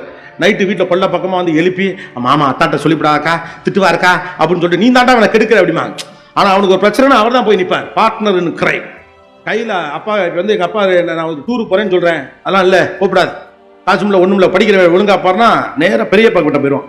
பெரியப்பா டூருக்கு போகணும்னு சொல்கிறேன், அப்பா அனுப்ப மாட்டேங்கிறாரு. அவர் பாக்கெட்லேருந்து ஒன்று பணத்தை எடுத்து கொடுப்பாரு, இல்லாட்டி போனை போட்டு, ஏடா படிக்கிற பிள்ளை 4 இடத்துக்கு போகணும் தாண்டா நினைப்பா, என்ன ஒன்ன மாதிரியா போயிட்டு வரட்டுண்டா அவரா அப்படிம்பாரு. அவர் பல்ல கடிச்சிட்டு பேசாமல் இருப்பார், நெஞ்சை நிமித்திட்டு வருவான். ஏன்னா பெரியப்பா பர்மிஷன். அப்பாவால் ஒன்றுமே பண்ண முடியாது. டிஃபைன்டு. பெரியப்பாவுக்கு அந்த அதிகாரம் இருக்கு. நான் அடிக்கடி ஒன்று சொல்லுவேன், இந்த அப்படி ஒரு ரோட்டில் இங்கே ஒரு பூரா விட்டு, நீங்கள் சிட்டியில் படிக்கிற ஆள், ஒரு பூரா விட்டு அப்படி ஒரு ஸ்டைல்லாம் போட்டு ஒரு கூலர்ஸ்லாம் போட்டுக்கிட்டு நீங்கள் ஊருக்குள்ளே வர்றீங்க, சிட்டிலேருந்து வரீங்க. ஏதாப்புல உங்க மாமா வர பாப்பாரு, என்ன மாப்பிள்ள கலக்குற ஸ்டைல்மா சூப்பராக இருக்கு மாப்பிள்ள அப்படிம்பாரு. அப்படியே போயிட்டே இருப்பான். கரெக்டாக புல்லட்டில் உங்க சித்தப்பா வருவார். சித்தப்பா சித்தப்பா அப்படிமா புள்ளேர்னு ஒன்று விழுகும். ஏன்னா இது என் வீட்டு பிள்ளை, என் குடும்பம். நீ என்னடா அது ஊருக்க பூரா விட்டுருக்க, போய் முடிய வெட்டிக்கிட்டு வீட்டுக்கு வர அப்படிம்பாரு. அவன் அப்படியே போவான். முடிவெட்டலாம்ட்டு ஒரு கடைக்கு போவான். பக்கத்தில் அந்த மாமா கடை, கண்ணை செவந்திருக்கு. கடைக்கிட்ட போயிட்டு மாமா அப்படின்ட்டு கையெடுப்பான், கண்ணை செவந்திருக்கும். கரெக்டாக அவர் கேட்பார், என்ன உங்கள் சித்தப்பனை பார்த்தியா அப்படின்னு. 5 நிமிஷத்துக்கு முன்னால் அருமையாக இருக்குன்னு சொன்ன மாமா ஒரு உறவு, அதை அடித்த சித்தப்பா ஒரு உறவு. உங்கள் பையனை நீங்கள் உங்கள் நாத்தனார் முன்னால் கை வைக்க முடியாது, ரைட்டு தானே? அடிப்பீங்களா என்ன? வேணும்னு தான் அடிக்கிறது. அதுவும் அத்தக்காரி வந்தால் வேணே போட்டு அடிக்கிறது. அது அவங்க அப்பாவின் முகம், அவங்க அண்ணனின் முகம். அந்த ஆத்திரத்தை தீர்த்துக்கிறது தான் அடிக்கிறது. அவங்க சொல்லுவாங்க அடிக்காது அப்படிம்பாங்க, இல்லைன்னா அதிகபட்சம் ஏன் முன்னால் அடிக்காது அப்படிம்பாங்க. அதை மீறி நீங்கள் அடிச்சு நான் பிள்ளைய கையை பிடிச்சி அத்தக்காரி தரத்தரன்னு அவ வீட்டு கூட்டிகிட்டு போயிடுவான். அவனுக்கு கரிசோறு ஆக்கி போட்டு புது ட்ரெஸ் எல்லாம் எடுத்து கொடுப்பாங்க. அவன் அன்னைக்கு நைட்டு அங்கே தான் இருப்பான். மறுநாள் நீங்கள் உங்கள் வீட்டுக்காரை கூட்டிகிட்டு போய் மன்னிப்பு கேட்டு தான் கூட்டு வர முடியும். அத்தைக்கு அவ்வளோ ரைட்ஸ் உண்டு. ஒரு பெண் தன் ரகசியத்தை தன்னுடைய அத்தைக்கார்ட்ட தான் சொல்வாள். தனக்கு ஒரு காதல் வருகிறது என்றால் அத்தையிடம் தான் போய் சொல்வா. அவள் எடுத்தவனே சரியா தப்பான்னு பார்ப்பா. சரியானா அவள் பேசுவா. சித்திட்ட போய் சொல்ல மாட்டா. There is a definition. அத்தைக்கு ஒரு டெஃபினேஷன், மாமனுக்கு ஒரு டெஃபினேஷன், சித்தப்பாக்கு ஒரு டெஃபினேஷன். நம்ம பழக்க வழக்க உறவுகளே எப்படி பழக்கம் தெரியுமா? சில பேரை அத்தை என்றும் மாமா என்றும் அழைப்போம். அப்பாவுடைய நண்பர்கள் சில பேரை சித்தப்பான்னு அழைப்போம். அந்த உறவு அப்படிதான் இருக்கும். அந்த சித்தப்பா நீங்க அழைக்கிற உறவு பாருங்க, ரொம்ப கண்டிப்பா இருப்பார். நம்ம சொந்தக்காரே கிடையாது, ஆனா ரொம்ப கண்டிப்பா இருப்பார் உங்களோட. உங்கள் அப்பாவின் ஒரு உறவை, நண்பரை நீங்கள் பெரியப்பா என்று சிறு வயதிலிருந்து அழைத்திருப்பீர்கள். அவர் பெரியப்பா கண்டிப்போட தான் இருப்பார். நீங்க போறப்பெல்லாம் உங்களுக்கு காசு கொடுத்துக்கிட்டே இருப்பார். ஏதாவது வாங்கிக்கடா, ஏதாவது வாங்கிக்கிடாம. அவருக்கு வந்து ஒரு பொருளாக வாங்கி கொடுத்து பாசாங்க செய்யற பழக்கம்லாம் கிடையாது. காசு தான் கொடுப்பார். காலேஜ் படிக்கிற பிள்ளை கையில காசு வச்சுக்கடா, 4 இடத்துக்கு போகணும், ஆனால் செலவு பண்ண முடியாது, சரியா அப்படிம்பார். அப்புறம் என்னடா காசை கொடுத்தா ஒரு அப்பாவாவே நடந்துப்பான். It is define. இப்போ எதுவுமே டிஃபைன்டு கிடையாது. ப்ரோங்கிறாங்க. யாரா ப்ரோ? பையனும் ப்ரோ, பொண்ணும் ப்ரோ, போறவன் ப்ரோ, வாரவன் ப்ரோ. கன்வீனியன்டா இருக்கு. எல்லாரையும் அண்ணேங்கிறாங்க, எல்லாரையும் அக்காங்கிறாங்க. அக்கா யூ ஆர் சோ கியூட். என்னடா அக்காங்கிறீங்க, அப்புறம் சோ கியூட்னு வேற சொல்றீங்க. Nothing is define. அப்ப சில உறவுகளின் பெயர்களை கூட வீட்டில் சொல்லுங்க. அத்தாச்சிங்கிற வார்த்தையெல்லாம் மழுங்கிருச்சு, இல்லவே இல்லை. அத்தாச்சி என்பதெல்லாம் எவ்வளவு அற்புதமான வார்த்தை. அத்தாச்சி, அத்தா, அத்தாலாம் கிடையவே கிடையாது. அப்ப கொஞ்சம் பழமைக்கு திரும்புங்கள். அதுக்காண்டி பழசு விட்டுன்னு போயிடாதீங்க. காலையிலே எந்திரி, ஓகே, தாத்தா போட்டாக்கு மாலை போடுன்னு ஆரம்பிச்சுட்டாங்க. கோபிநாத் சொன்னான். நான் சொல்லுவது என்னன்னா, balance, striking the balance is much more important than giving an advice today. தான் இன்னைக்கு அறிவுரைகளை வழங்குவதை விட சரியான இடத்துல பேலன்ஸை ஸ்ட்ரைக் பண்ணும். So don't accept, whether it is relationship or business or anything for that matter, when something is undefined, it is a trap. எது வரையறுக்கப்படவில்லையோ அது வலை. கவனமா இருக்கணும். ஓகே, கண்டிஷன்ஸ் அப்ளைங்கிறதா இன்னைக்கு வலை. உங்களுக்கு புரியுற மாதிரி சொல்லணும்னா, சின்னதா ஸ்டார் ஒன்று போட்டு கண்டிஷன்ஸ் அப்ளைன் போட்டிருக்காங்கல்ல, அதான் வலை. இஎம்ஐ ஸ்டார்ட்ஸ் ஃப்ரம் 3,550 போடுறான்ல, அதான் வலை. அதோட விலை 6 லட்சம். 6 லட்சம் சொன்னா பயமா இருக்கும். அதனால 3,500 ரூபாய், 3,500 போட்டுருக்கு, அதான் வலை. When something is not defined, it is a trap. நான்காவது, don't blame situations or people, have a control over it. சூழ்நிலைகள் மீது, மனிதர்கள் மீது பழி சொல்லாதீர்கள். அதை உங்கள் கட்டுப்பாட்டுக்குள் கொண்டு வருவதற்கான பக்குவத்தை ஏற்படுத்திக் கொள்ளுங்கள். சில விஷயங்களை உங்களால டிஃபைன் பண்ணவே முடியாது. we are looking for freedom, we are not ready to take responsibility. யாரெல்லாம் ஸ்டூடெண்ட்ஸ் பசங்கள்லாம், yes, we want freedom, right? But we are not taking responsibilities. Freedom comes with responsibility, authority comes with responsibility. உங்களுக்கான சுதந்திரம் என்பது உங்களுடைய பொறுப்பிலிருந்து வருகிறது. நான் நினைத்தது போல் இருப்பதெல்லாம் சுதந்திரம் என்பதெல்லாம் புதிய அரைவேக்காட்டுத்தனத்தின் உச்சம். நீங்கள் நினைப்பது போல இருக்க வேண்டும் என்று ஒரு நாளும் நினைக்காதீர்கள். எப்போது நீங்கள் பொறுப்போடு இருக்கிறீர்களோ இயல்பாகவே வீடு உங்களுக்கு அதற்கான சுதந்திரத்தை தரும். தானா தந்துருவான். அது நீங்க கேட்டலாம் தருங்கிற அவசியம்லாம் கிடையாது. மிக பொறுப்பாக இருக்கிற அண்ணன் ஒண்ணுமே கேட்க மாட்டேங்கிற அப்படிமா, வீட்டுடைய மூத்த அண்ணன்கள் இறுகிய முகத்தோடு இருப்பார்கள். தமிழ் சூழலை நீங்க கவனிச்சு பாருங்க. வீட்டின் மூத்த அண்ணன், உங்க அப்பா உங்க விட்டு எங்க அப்பா சிரிக்கவே மாட்டார் அப்படிங்க. சில மனைவிலாம் சொல்லுவாங்க, என் புருஷன் சிரிச்சு நான் பார்த்தது இல்லை. வீட்டோட மூத்த அண்ணன் இறுகிய முகத்தோடு இருப்பான். தந்தையின் இடத்தில் இருக்கிறவன் அண்ணன். அந்த அண்ணன் வந்து பேசவே மாட்டாங்க யாரும். அந்த அண்ணனா பயம். அந்த அண்ணன் கண் கலங்கினா குடும்பம் கதறிடும். அது ஒரு இறுகிய முகம். அவனாக அவன் போட்டுக்கொண்ட வேலி. ஓகே, அப்ப நீங்க ஒரு விஷயத்தை புரிஞ்சுக்கணும். அந்த ஆளுக்கு மட்டும் அந்த இம்பார்ட்டன்ஸ். காரணம், அவன் பொறுப்போடு இருக்கிறான். இந்த குடும்பத்தை காப்பாற்ற வேண்டும் என்பதில் கவனமாக இருக்கிறான். தவறுகள் செய்யாதவனாக இருக்கிறான். தீங்கிழைக்காதவனாக இருக்கிறான். பிழைகள் செய்யாதவனாக இருக்கிறான். கெட்ட பழக்கங்கள் இல்லாதவனாக இருக்கிறான். Freedom comes with responsibility. Authority comes with responsibility. Don't just ask freedom. Right? உங்க பெற்றோர்கள் உங்களால் எளிதாக சண்டையிட்டு விட முடியும். ஆனால் அதற்கான அறிவை தந்ததே அவர்கள் தான் என்பதை உங்கள் யோசிக்கிற போது மட்டும்தான் உங்களுக்கு அது புரியும். ரைட் தானே? எதனால் அது நடந்திருக்கு நமக்கு தெரியணும்ல. எதனால் அது நடந்திருக்கு நமக்கு தெரியும்ல. அவர்களோடு எளிதாக உங்களால் மெச்சூரிட்டிங்கிறது சண்டை போடுவதில்லை. எல்லாவற்றையும் எதிர்ப்பதற்கு பேர் போராளித்தனம் என்று நீங்கள் குழப்பியெல்லாம் கொள்ளக்கூடாது. இருக்கிற எல்லாத்தையும் எதிர்ப்பதெல்லாம் வீரம் கிடையாது. எதை எதிர்க்கணுங்கிற அறிவு தான் வீரம். இது சரியில்லை, இதை எதிர்ப்பது என்பதுதான் வீரம். ஒரு சிஸ்டம் இங்க இருக்குன்னா அதை எதிர்ப்பேன் என்பதெல்லாம் வீரம்லாம் கிடையாது. ஏன் அதை செய்யணும், ஏன் அதை செய்யணும் கேள்வி கேட்டா எல்லாத்தையும் செஞ்சுக்கிட்டே இருக்கலாம். whether you like it or not, that the world works with system. நீங்க விரும்பினாலும் விரும்பாட்டியும் சிஸ்டம் தான். எல்லாம் உடம்பே சிஸ்டம் தான். வாய் வழியே தான் சாப்பிட முடியும். ரைட் தானே? எப்போ ஊசி போட்டு சாப்பாடு ஏற்றுறாங்கன்னா உடம்பு செல்லாம இருக்குன்னு அர்த்தம். அவ்வளவுதான். நம்ம எதிர்ப்பது என்பதெல்லாம் வீரம் கிடையாது. எதை எதிர்ப்பதுங்கிறது தான் வீரம். ஒரு விஷயத்தை உங்க பெற்றோர்களுக்கு உங்களால் சொல்லி புரிய வைக்க முடியும்னா நீங்க மெச்சூர்டா இருக்கீங்கன்னு அர்த்தம். அவங்களுக்கெல்லாம் புரியாத ஒதுங்கிக்கிறீங்கன்னா உங்களுக்கு பேச தெரியலன்னு அர்த்தம். நம்ம எல்லாரும் அப்படிதான் நினைக்கிறோம். நமக்கு கொஞ்சம் படிப்பு வந்த உடனே என்ன நினைச்சுக்கணும், பெரியவர்கள்லாம் ஒன்றுமே தெரியல. இந்த தெரியாத ஆள் தான் எந்த காலேஜில் சேர்க்கணும் 10 பேர்ட்ட விசாரிச்சு ஏதோ ஒரு இடத்துல போய் அப்ளிகேஷனை வாங்கி அதை ஃபில்அப் பண்றதுக்கு பக்கத்துக்கு கேட்டு எங்க சார் போய் இதை கொடுக்கணும் கொடுத்து ஃபீஸ் வாங்குறதுக்கு ஊரெல்லாம் கடன் வாங்கி இருக்கக்கூடிய பிஎஃப் பணத்திலிருந்து லோனை போட்டு உங்களை சேர்த்துட்டு லோன் ஞாயிற்றுக்கிழமையெல்லாம் பிஞ்சு போன செருப்போட வந்த அந்த அப்பந்தான், படிக்காத அந்த அப்பந்தான் நம்மளை படிக்க வச்சான். You should have a regard. It is a high time that you need to reciprocate. They are not machines. They are not your Googles. They are not your chat GPT. That is not some AI tool. They are human beings. Empathy matters. When you are not in a position to show your empathy and respect or humanity with your own parents, that is no use of you people. உங்களால் ஒரு புண்ணியமும் இல்லை. இந்த தேசத்தில் படித்த பிள்ளைகள் எல்லாம் சமூகம் பற்றி கவலை இல்லாமல் அக்கறை இல்லாமல் தன்னை பற்றி மட்டுமே கவலைப்படக்கூடிய ஒரு நாடாக இது மாறும் என்றால் இந்த படிப்பு சாவட்டும். எதுக்கு இந்த படிப்பு? அறிவை பயன்படுத்துவதற்கு இடம் வேணும், அதுக்கு ஒரு ஹியூமானிட்டி இருக்கணும். இந்த உலகத்துடைய ஆகப்பெரிய கண்டுபிடிப்புகளாம் அறிவால் கண்டுபிடிக்கப்பட்டதில்லை, அதெல்லாம் கருணையால் கண்டுபிடிக்கப்பட்டது. அறிவியலுக்கு ஒரு சோல் இருக்கு, அறிவியலுக்கு ஒரு ஆன்மா இருக்கு.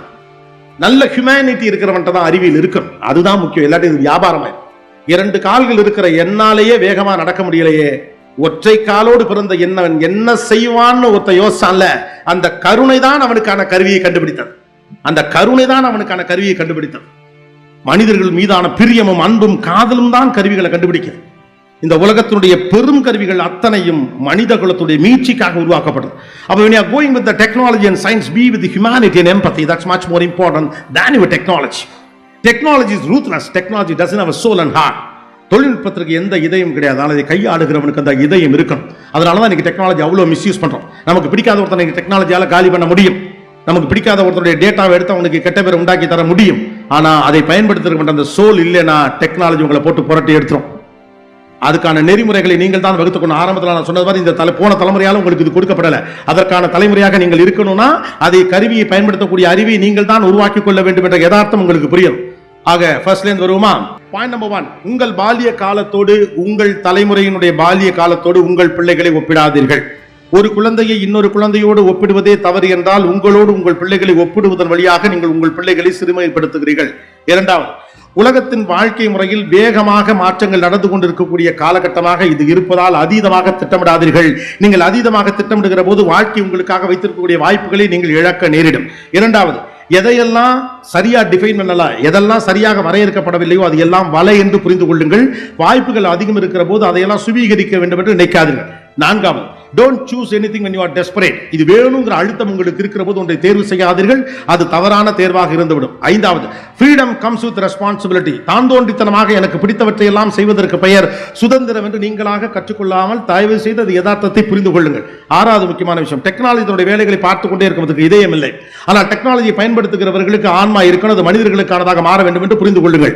7வது, உலகம் வேகமாக போய் கொண்டிருக்கூடிய இந்த காலகட்டத்தில் digital diet is much important. வயிற்றுக்கு செல்லக்கூடிய விஷயங்கள் குறித்து உங்களுக்கு கவனம் இருப்பதை போல உங்கள் மனதுக்கும் இதயத்திற்கும் செல்லக்கூடிய விஷயங்கள் குறித்து உங்களுக்கு கவனமும் கருத்தும் இருக்க வேண்டும். தேவையானது மட்டும் கன்சியூம் பண்ணுங்க. 8வது, வீடுகளுக்குள் உரையாடலை நடத்துங்கள், உத்தரவுகளை குறைத்துக் கொள்ளுங்கள். இந்த கால பிள்ளைகளிடம் எப்படி பேச வேண்டும் என்ற உரையாடல் மொழி உங்களுக்கு தெரிந்திருக்க வேண்டும், இது யதார்த்தம். 9வது, மாறி இருக்கிற டெக்னாலஜிக்கு ஏற்ற மாதிரி அதோடைய ஃபாஸ்டுக்கு ஏற்ற மாதிரி அதோடைய உளவியல் உள்ளிட்ட அனைத்து விஷயங்களும் மாறுகிறது. அது பிள்ளைகளின் குற்றம் அல்ல, அது இந்த காலகட்டத்துடைய யதார்த்தம். அந்த பிள்ளைகளுக்கு ஏற்றார் போன்ற எம்பத்திய பிள்ளைகளுக்கு சொல்லிக் கொடுக்க பாருங்க, படிப்பை தாண்டி. 10வது, well directed intelligence is much more important than knowledge. வெறும் தகவல்களை மட்டும் சேகரித்து வைத்திருப்பது அறிவு என்று நம்பிக்கொண்டிருந்த காலம் எல்லாம் மலையேறிவிட்டது. அதை நீங்க எப்படி இன்டர்பிரேட் பண்றீங்க, எப்படி அப்ளை பண்றீங்க, எப்படி ஆக்ஷன் அதை கொண்டு வருங்கிறது அறிவு.